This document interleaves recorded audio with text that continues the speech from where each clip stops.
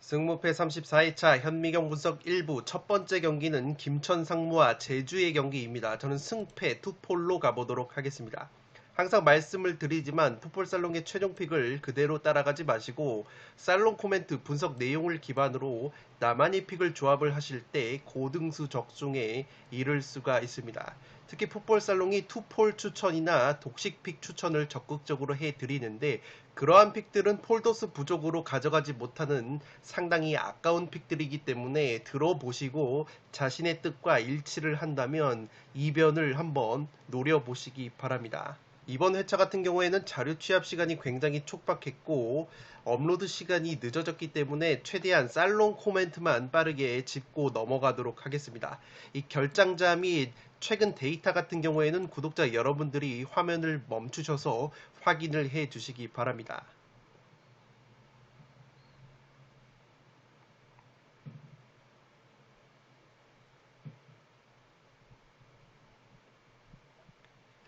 살롱 코멘트에서 1번 경기 바로 정리를 해드리면 항상 풋볼살롱은 주말 주중으로 이어지는 주중 경기에서 제주의 경기력을 신뢰를 할 수가 없습니다.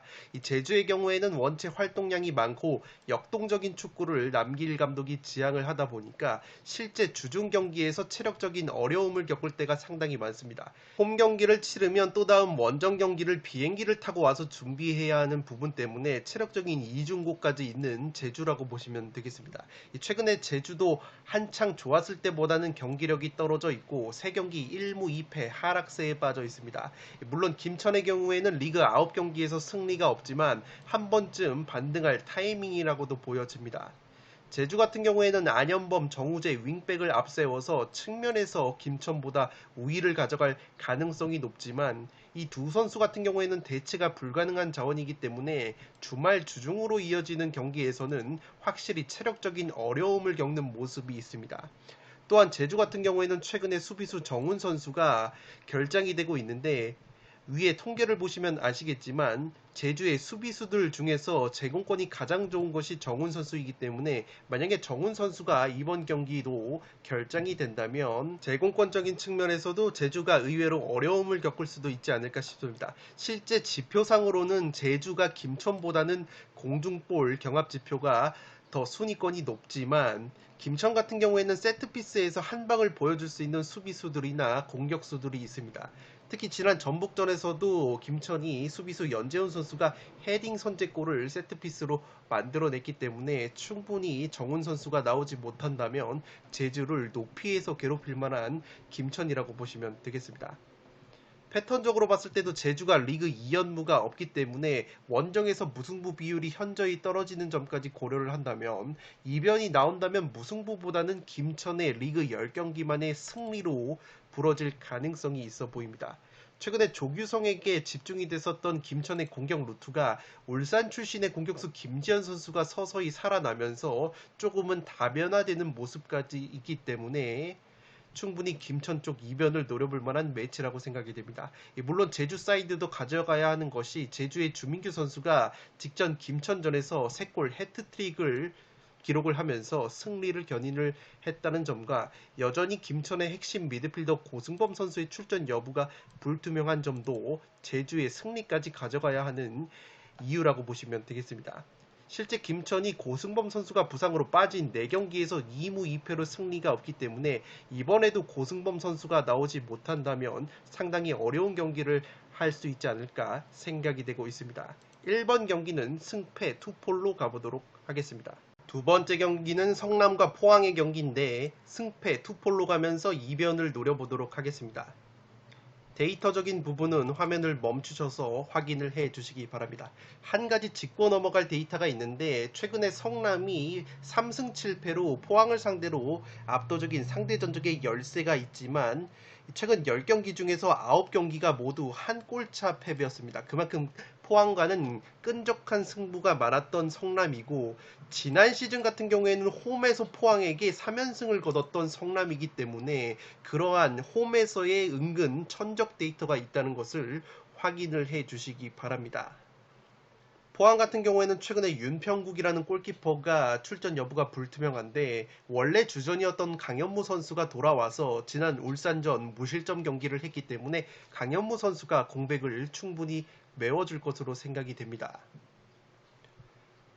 살롱 코멘트에서 바로 정리를 해드리면, 의외로 한 골차 끈적한 승부가 많았던 성남과 포항의 매치업이라고 보시면 되겠습니다. 특히 성남 원정에서 포항이 고전을 했던 흐름이 있고, 최근 원정에서 승리가 없는 포항이라고 보시면 되겠습니다. 최근에 K리그 경기에서 포항이 원정 경기 3무 3패로 승리가 없을 만큼 원정에서는 기복이 있는 경기력을 보여주는 포항이라고 보시면 되겠습니다. 특히 지난 시즌에 성남이 포항을 상대로 홈에서만 3연승을 거뒀기 때문에 올 시즌 홈에서 승리가 없는 성남이 의외로 홈 첫 승 타이밍을 잡을 만한 매치라고 생각이 됩니다. 포항의 공격진 구성을 보시면 라인 브레이킹, 수비 뒷공간을 파고드는 공격자원들이 상당히 많은데, 성남이 수비 뒷공간을 내주지 않고 수비 블록을 촘촘히 쌓을 경우에는 의외로 포항이 성남의 수비를 뚫는데 어려움을 겪을 만한 매치라고 생각이 됩니다. 최전방에서 힘으로 싸워줄 수 있는 외국인 공격수 모세스가 최근에 빠져있는 포항이기 때문에 수비 뒷공간을 성남이 내주지 않는다면 포항이 의외로 공격 상황에서 어려움을 겪을 만한 매치라고 생각이 됩니다. 단 성남 같은 경우에는 마상훈, 권한규 같은 핵심 수비 자원들이 결장 가능성이 여전히 있고, 여전히 최전방 골 결정력이 아쉬운 면이 있습니다. 다만 최근에 성남의 경기를 보면 외국인 공격수 뮬리치와 팔라시오스의 컨디션이 나쁘지가 않고, 구본철 선수 역시 투지 넘치는 플레이를 보여주고 있기 때문에 직전에 포항이 울산을 상대할 때는 자신들이 선수비 후 역습을 통해서 울산을 효율적으로 잡아냈지만, 이번 경기는 또다시 포항이 압박과 점유율을 높게 가져갈 가능성이 높기 때문에 오히려 성남이 선수비 후 역습을 효율적으로 가져간다면 역습 한 방에 통수를 맞을 수도 있는 경기가 되지 않을까 생각이 되고 있습니다. 아직까지 홈에서 1승이 없는 성남인데 지난 시즌 홈에서 포항을 상대로 한 골차 3승을 거둔 점과 최근 포항과의 맞대결 10경기 중에서 9경기가 한 골차 끈적 승부였다는 점을 고려하면 의외의 성남의 리그 홈 첫 승도 나올 만한 타이밍이지 않나 싶습니다. 경기력과 분위기 측면에서는 포항이 압도적인 우세이기 때문에 포항의 승리까지 가져가면서 저는 이번 경기 승패 투폴로 가보도록 하겠습니다. 세 번째 경기는 울산과 강원의 경기인데 승무 투폴로 가면서 이변까지 노려보도록 하겠습니다. 데이터적인 부분은 화면을 멈추셔서 구독자 여러분들이 확인을 해 주시기 바랍니다. 한 가지 짚고 넘어가자면 강원과의 상대 전적에서 울산이 9승 1무 0패 압도적인 천적 면모가 있습니다. 특히 홈에서는 강원을 상대로 7연승의 천적 면모를 보여주고 있다는 점에서 울산의 패배까지는 힘든 매치라고 생각이 됩니다. 패턴적으로 올 시즌 리그 2연패가 없었던 울산이고, 핵심 측면 공격수 엄원상 선수가 직전 포항과의 동해안 더비에서 훈련까지 소화를 했는데 골반 통증을 호소를 하면서 깜짝 결장이 되면서 울산이 패배가 된 원인이라고 보시면 되겠습니다. 따라서 엄원상 선수의 출전 여부가 상당히 관건이라고 보시면 되겠습니다. 강원 같은 경우에는 주전급 자원의 이탈은 없을 것으로 생각이 되고, 김대현 선수가 최근에 3경기 3골 3도움 맹활약을 해주고 있습니다. 살롱 코멘트에서 바로 정리를 해드리면, 울산 같은 경우에는 엄원상 선수의 복귀 여부가 관건이라고 보시면 되겠습니다. 지난 강원과의 1차전 맞대결에서 울산이 강원에게 선제골을 내줬다가 엄원상 선수가 들어오자마자 1골 2도움을 하면서 역전승을 일궈냈던 울산이기 때문에 울산에서 엄원상 선수가 차지하는 비중이 상당히 크다고 보시면 되겠습니다. 최근에 울산이 선제 실점 비중이 높고 수비적으로 불안한 모습이 있기 때문에 외국인 공격수 레오나르도 선수까지 4경기 무득점 침체에 빠져 있다는 점에서 엄원상이 또다시 나오지 못한다면 공격 쪽에서도 답답한 흐름을 이어갈 수도 있는 울산이라고 보시면 되겠습니다. 반면에 강원 같은 경우에는 최근에 시즌 첫 리그 2연승과 더불어서 좋은 분위기를 타고 있고, 김대원 같은 공격 자원들 역시 나쁘지 않은 컨디션을 보여주고 있습니다. 직전 포항전에서 수비 뒷공간 약점을 드러냈던 울산인데 강원 같은 경우에는 최전방에 김대원, 양현준 같은 빠르게 수비 뒷공간을 파고들 수 있는 공격 자원들이 있기 때문에 강원이 효율적인 선수비 후 역습을 들고 나온다면 울산이 직전 포항전에서 고전을 했던 흐름이 반복이 될 가능성도 있어 보입니다. 세트피스 제공권 측면에서 강원의 수비수 김영빈과 공격수 이정엽 같은 자원들이 뚝배기 한 방이 좋은데 울산 같은 경우에는 높이면에서 제공권이 그리 강한 팀이 아니기 때문에 충분히 강원이 세트피스에서도 재미를 볼 만한 매치라고 생각이 됩니다. 다만 울산이 강원을 상대로 압도적인 천적 면모가 있고 올 시즌 패턴적으로 리그 2연패가 없는 울산이기 때문에 충분히 강원을 상대로 승점 1점 이상은 따낼 수 있는 경기를 하지 않을까 싶습니다. 강원 같은 경우에는 직전 성남전에서 무실점 경기를 했지만 성남전을 제외하고는 실점이 상당히 많았었기 때문에 수비적으로 불안감이 있다는 측면에서 울산의 맹공을 버텨내기에는 어려운 경기가 되지 않을까 싶습니다. 따라서 이변이 나온다면 최대치는 무승부라고 보여지기 때문에 3번 경기는 승무 투폴로 가보도록 하겠습니다. 4번 경기는 가시마와 세레소 오사카의 경기인데 단통 무승부로 가보도록 하겠습니다. 통계적인 부분은 화면을 멈추셔서 확인을 해 주시기 바랍니다. 한 가지 짚고 넘어가야 할 것은 가시마가 세레소를 상대로 8승 1무 1패 압도적인 상대 전적의 우위가 있는데 그 1무 1패가 공교롭게도 가시마의 홈 경기였다는 점에서 세레소의 기세까지 고려를 한다면 무승부 정도의 이변은 충분히 노려볼 수 있는 매치라고 생각이 됩니다. 또한 가시마에서 최다 득점을 기록하고 있었던 우에다 아야세라는 공격수가 벨기에 리그로 이적이 됐기 때문에 공격 쪽에서 누수가 조금은 있을 것으로 생각이 됩니다.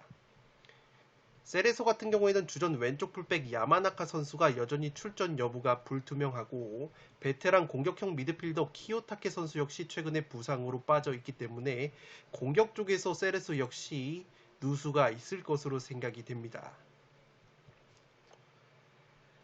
살롱 코멘트에서 정리를 해드리면 기존의 세트피스 득점이 3골로 저조했던 세레소 오사카인데 직전 가와사키를 상대로 세트피스로만 2골을 넣으면서 2대1 역전승을 거뒀습니다. 가시마 같은 경우에는 수비 상황에서 세트피스 실점이 7골로 가장 많은 실점을 세트피스로 하고 있기 때문에 원래 세트피스가 약했던 세레소가 가와사키를 상대로 세트피스로 2골을 만들어냈다는 것은 가시마전을 앞두고 상당히 세트피스 자신감이 올라올 수 있을 것이라 생각이 되고 있습니다. 또한 가시마의 최다 득점자 우에다 아야세 선수가 이적이 됐기 때문에 공격적 누수가 예고가 되고 있습니다.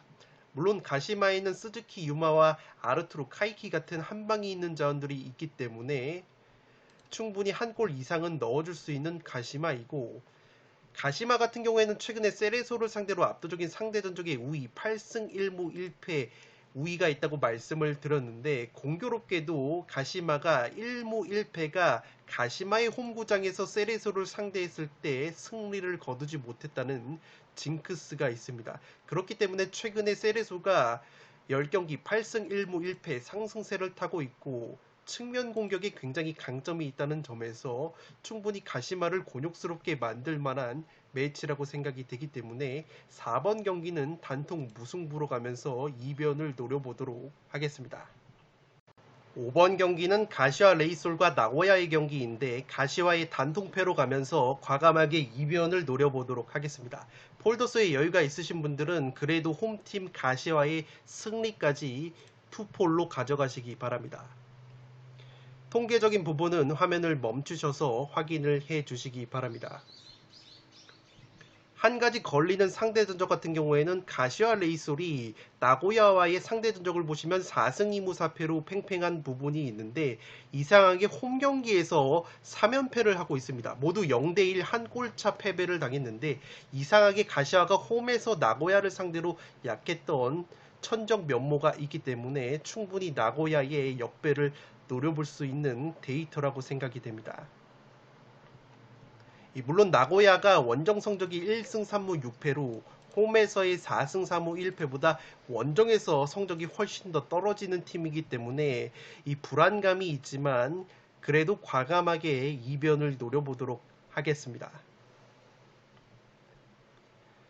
살롱 코멘트에서 정리를 해드리면 가시와 레이솔의 최근 경기력을 생각하면 이변 가능성이 충분해 보이는 매치라고 생각이 됩니다.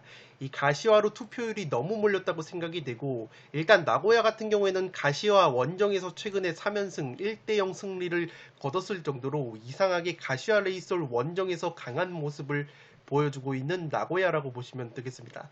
이 나고야가 기본적으로 원정에서 성적이 좋지 않은 팀인데도 이상하게 가시와 원정에서 3연승을 하고 있다는 것은 유의미한 천적 데이터라고 보여집니다. 나고야가 최근에 홈과 원정을 가리지 않고 가시와 레이소를 상대로 3승 1무 패배가 없는 것도 나고야 쪽 이변을 노릴 만한 근거라고 보시면 되겠습니다. 여기에 가시화가 시즌 초반에 강점이었던 수비력이 최근에 흔들리고 있고, 김승규 골키퍼가 결장이 되고 있기 때문에 김승규 골키퍼가 또다시 나오지 못한다면 수비력이 흔들릴 가능성이 있어 보입니다.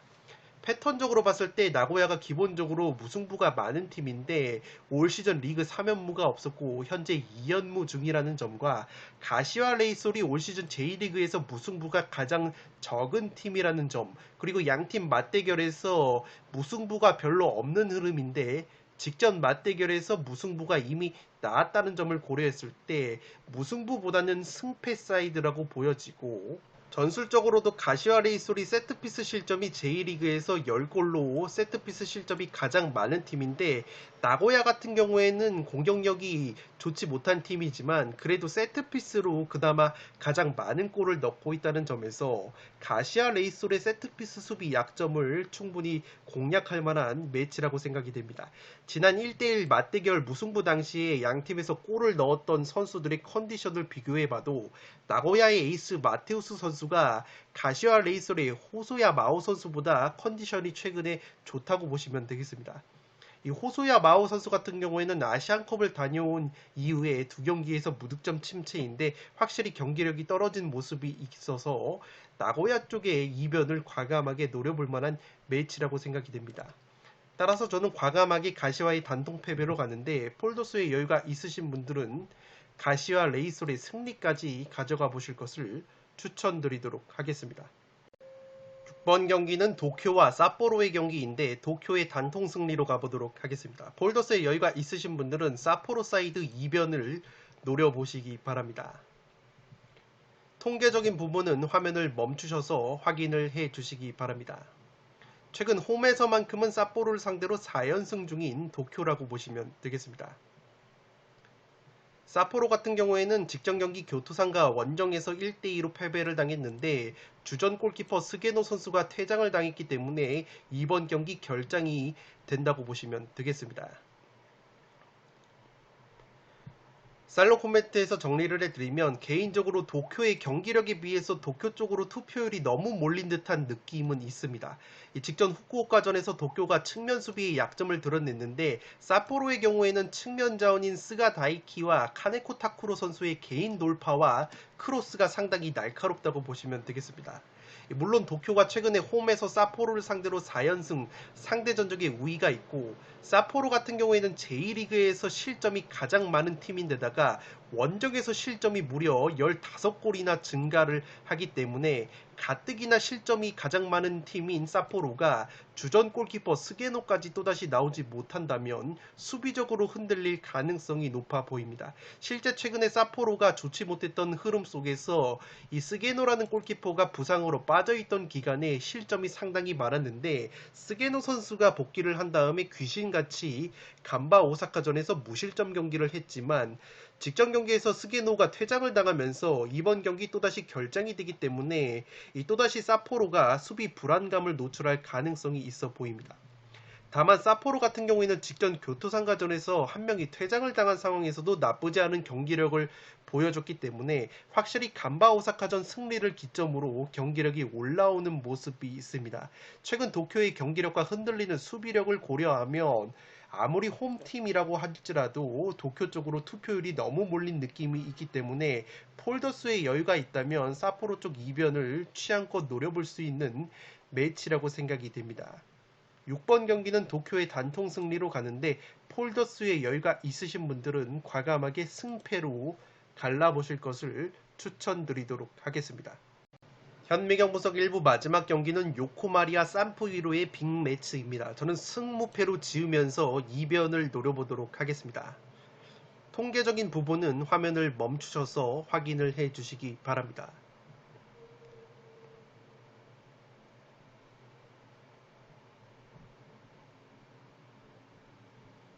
요코마리 같은 경우에는 안델손 로페즈라는 7골을 넣은 공격수가 여전히 징계로 빠져 있지만 레오 세아라라는 공격수가 2경기 5골, 직전 시미즈전에서 3골로 맹활약을 해줬기 때문에 공격력은 부족함이 없을 것으로 생각이 됩니다. 최근에 홈경기에서는 산푸이로를 상대로 3승 1무 1패의 우위를 점하고 있지만 직전 4월 산푸이로 원정에서는 0대2로 패배를 당했고 특히 경기 내용 자체가 산푸이로가 슈팅을 19개나 때렸지만 요코마리는 슈팅 4개, 유효슈팅 0개로 경기 내용까지 압도를 당했던 산푸이로 원정이었기 때문에 이번 경기 역시 상당히 불안감이 있다고 보시면 되겠습니다. 물론 요코마리가 올 시즌 홈에서는 7승 2무 0패, 무패 행진을 달리면서 압도적인 포스를 보여주고 있기 때문에 충분히 요코마리의 승리가 나와도 이상하지 않은 경기라는 것을 체크를 해 주시기 바랍니다. 산푸이로 같은 경우에도 더글라스 비에이라 선수가 최근에 골 감각을 회복을 했었지만 부상 여파로 직전 경기 결정이 됐기 때문에 이번 경기 출전 여부가 불투명합니다. 최근에 10경기 8승 1무 1패 굉장히 좋은 상승세를 타고 있는 산푸이로인데 원정에서는 확실히 2승 4무 2패로 홈경기 7승 2무 2패보다 성적이 떨어지는 약점이 있습니다. 살롱 코멘트에서 정리를 해드리면 창과 방패의 대결이라고 보시면 되겠습니다. 요코마리는 J리그에서 골이 가장 많은 팀이고 산푸이로는 실점이 가장 적은 팀이기 때문에 이 창과 방패의 대결이라고 보시면 되겠는데 직전 4월 홈에서의 맞대결에서 요코마리를 2대0으로 완파를 했던 산푸이로이고 최근에 컵대회 포함해서 8승 1무 1패 상승세를 타고 있는 산푸이로의 기세라고 보시면 되겠습니다.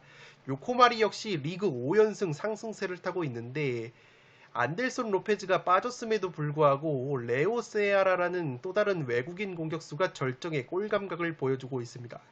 다만 산푸이로의 공격도 무시할 수 없는 것이 지난 요코마리를 2대0으로 꺾었을 때 2골을 넣었던 모리시마라는 공격 자원이 최근에 굉장히 골이 없다가 공교롭게도 요코마리전을 앞둔 직전 이와타와의 경기에서 오랜만에 득점포를 가동을 했기 때문에 이 모리시마 선수가 또다시 요코마리 킬러로서의 면모를 보여줄 가능성이 있어 보입니다.